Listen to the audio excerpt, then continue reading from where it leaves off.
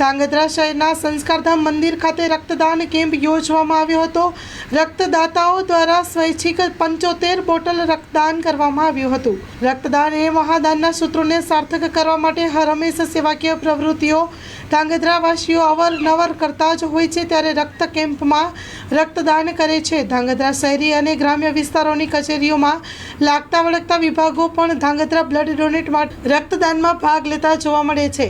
સંસ્કારધામ ગુરુકુળ ખાતે Shri Ram blood centre દ્વારા રક્તદાન કેમ્પનું આયોજન કરવામાં આવ્યું હતું, ત્યારે હરિભક્તો અને સંતો મહંતો દ્વારા સ્વૈચ્છિક રીતે 75 બોટલ રક્તદાન કરવામાં આવ્યું છે। રક્ત એકત્ર કરી પ્રસૂતા મહિલાઓ માટે અને થેલેસેમિયાગ્રસ્ત બાળકોના ઇલાજ માટે એકત્રિત કરવામાં આવ્યું હતું, જેમાં સંસ્કારધામ ગુરુકુળના ધાર્મિક કાર્યમાં રક્તદાન કરતા રક્તદાતાઓની સંસ્કારધામના સંતો દ્વારા કેમ્પની મુલાકાત લેવામાં આવી હતી। સંતો અને મહંતો દ્વારા તમામ રક્તદાતાઓનો આભાર વ્યક્ત કર્યો હતો અને આમ આખો કાર્યક્રમ યોજાયો હતો।